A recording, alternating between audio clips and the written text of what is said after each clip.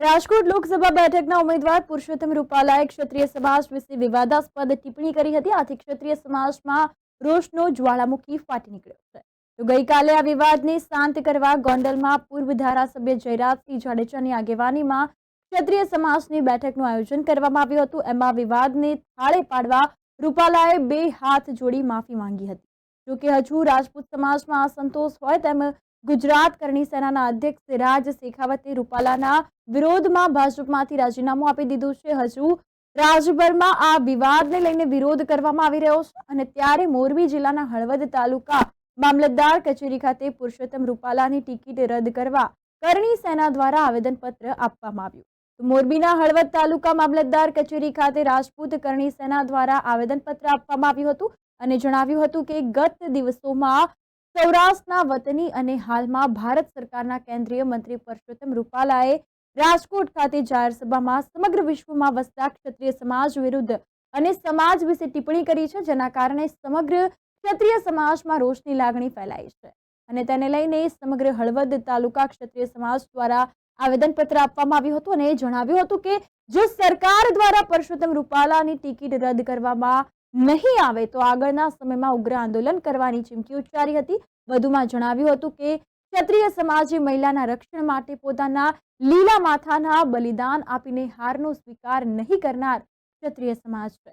પુરુષોત્તમ રૂપાલાએ ક્ષત્રિય સમાજ દેશના રાજા મહારાજા અને તેમની દીકરીઓ મહિલાઓ વિરુદ્ધ ભાષણ કરી સમગ્ર ક્ષત્રિય સમાજના આત્મસન્માનનું અપમાન કર્યું છે, જે બદલ ક્ષત્રિય સમાજના આગેવાનો અને મોટી સંખ્યામાં સમાજના લોકોએ ઉપસ્થિત રહી મામલતદારને આવેદનપત્ર આપવામાં આવ્યું હતું।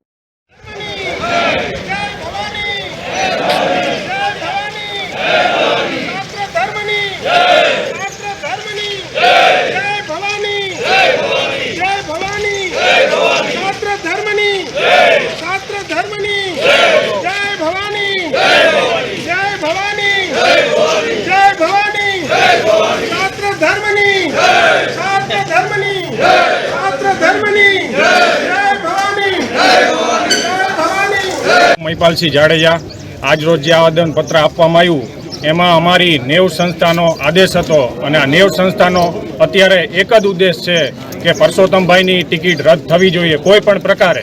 જો એ ટિકિટ રદ નહીં થાય તો ક્ષત્રિય સમાજ સમગ્ર ગુજરાતમાં અને સમગ્ર દેશમાં એ પક્ષ વિરોધી પણ કરવાની પ્રવૃત્તિ થશે અથવા પક્ષને અગેન્સ્ટમાં હાલવાનું થશે તો પણ કરશે। આ આખરું પગલું ન ભરવું જોઈએ અને ના ભરે એ માટે જ ક્ષત્રિય સમાજ સરકારને વિનંતી કરે છે કે જલ્દીમાં જલ્દી આ મુદ્દા ઉપર નિર્ણય કરે અને આ મુદ્દાનો હલ કરે। જય માતાજી। ભારતીય જનતા પાર્ટીના સાંસદના ઉમેદવાર શ્રી પુરુષોત્તમભાઈ રૂપાલાજીએ એક ક્ષત્રિય સમાજ વિશે અભદ્ર ટિપ્પણી કરી ક્ષત્રિય સમાજની લાગણી, એની ગરિમા, એની અસ્મિતાઓ પર જે ઘા કર્યો છે અને સમગ્ર ક્ષત્રિય સમાજની ખૂબ જ લાગણી દુભાણી છે।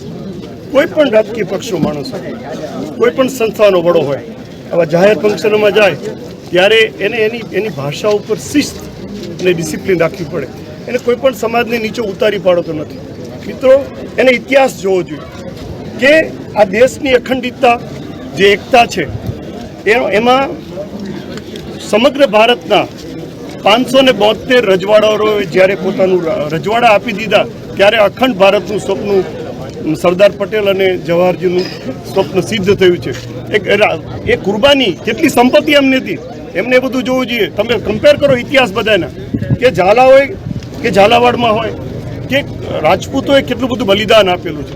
એટલે અમારી લાગણી એવી છે કે આ અમારી કોઈ સમાજ હારે, કોઈ વ્યક્તિ હારે કે કોઈ કોમ હારે વિરોધ નથી। અમારો માત્ર ને માત્ર પુરુષોત્તમભાઈ રૂપાલાની સામે વાંધો છે કે એમની ટિકિટ રદ કરો। જ્યાં સુધી એમની ટિકિટ રદ નહીં થાય ત્યાં સુધી ક્ષત્રિય સમાજ ચેનથી બેસવાનો નથી, કારણ કે એને એક તીર માર્યું છે। ક્ષત્રિય સમાજને શાસક પક્ષથી એક દૂર રાખવાનો ગોલ અને અંદરો અંદરના સમાજને બે ભાગલા કરવાનું એનું વર્તન ગઈકાલે ફલિત થઈ ગયું છે। એનો અહમ જ્યાં સુધી આ ટિકિટ નહીં પાછી ખેંચાય ત્યાં સુધી ક્ષત્રિય સમાજ ચેનથી બેસવાનો નથી। મિત્રો, સમાજથી સૌ ઉજળા હોય છે, અમારો કોઈ વ્યક્તિ કે કોઈ પક્ષ સારે વાંધો નથી, સમાજ હૈને સૌ ઉજળા છે। એટલે મને પણ જ્યારે મારો સમાજ કહે છે, મારું પણ નાના મોટા રાજકીય પક્ષમાં પ્રધાન છે, હું મારા હોદ્દાઓ પર રાજીનામું આપી આ સમાજનું બળ બની ઝાલાવાડની 13 સીટમાં ભાજપ વિરુદ્ધ મતદાન કરવા માટે અમે સંમેલનો કરશું। જો સરકાર નમતી નહીં હોય અમે બીજો અમારો કોઈ વાંધો નથી. મિત્રો, એનું વર્તન તમે જો, એ ભગવાન રામને પણ તુકારે બોલાવ્યો. તમે ક્લિપ વાંચજો, ભગવાન આવ્યો આમ, એની એક્શન જો. આવો તમોગુણી માણસ જો સરકારમાં આવે, આ સમાજ સમગ્ર દેશની અંદર ક્ષત્રિય સમાજ માટે જે એના ખરાબ ઓટકાર છે ને એ ફલિત થાય છે. એટલે આની ટિકિટ રદ થઈ જોઈએ, મારી માંગ છે. જય માં કરણી. હું Zala Laxmansinh, social media incharge, Rajput Karni Sena Saurashtra. તમે પ્રેસના મિત્રો હતું જાણો જ છો કે છેલ્લા 5 દિવસની જે વિવાદ હાલી રહ્યો છે, પુરુષોત્તમભાઈ અભદ્ર ટિપ્પણી જે સમાજમાં બેન બેટીઓ માટે કરી છે, એ પુરુષોત્તમભાઈને કદાચ ખ્યાલ નહીં હોય કે ઝાડાનું યુદ્ધ જે થયું ને બીજાની બેન દીકરીઓને બચાવવા માટે થયું હતું, આ રાજપૂતો લડ્યા છે, એને ખ્યાલ નહીં હોય. પોતે શિક્ષક છે તો એને ખ્યાલ હોવો જોઈએ થોડોક ઇતિહાસનો હું શું બોલી રહ્યો છું. એ ઉપરાંત અમે એક આખો ક્ષત્રિય સમાજ એક માગ કરી છે કે ભાઈ આની ટિકિટ રદ થવી જોઈએ. અમારી 90 સંસ્થાઓ છે, એના સંકલન સમિતિના અધ્યક્ષ અમારે વીરભદ્રસિંહજી છે, એ અમને જે આદેશ આપશે હાલશે. કોઈ 5-10 માણસથી સમાજ નથી હાલતો, 5-10 આગેવાનોથી સમાજ નથી હાલતો. સમાજ આખી 90 સંસ્થાઓ ચલાવે છે. એ 90 સંસ્થાઓ જે અમને આદેશ કરશે એ કરશું. અને આગામી સમયોની અંદર હરેક આ માણસોને અમે લઈને હાલશું, હરેક વર્ણને અમે લઈને હાલશું કે ભાઈ આ રસ્તા લગીના આંદોલનને ગામડે ગામડે ઘરે ઘરે પહોંચાડશું. અને 13 થી 14 સીટો તો એવી છે કે રાજપૂત પ્રભુત્વ ધરાવે છે, એની પણ અસર પડશે. એટલે અમે રાજપૂત સમાજ એ જ માગ કરી છે કે વહેલામાં વહેલી તકે એમની ટિકિટ રદ થવી જોઈએ અને અમારા ક્ષત્રિય સમાજને ન્યાય મળવો જોઈએ. અને આ વાત પર ટિપ્પણી ન કરવી જોઈએ. એમને ગાંધીનગરમાં બેઠેલી કોર કમિટીએ પણ થોડોક વિચારવો જોઈએ. બરોબર. જય માતા.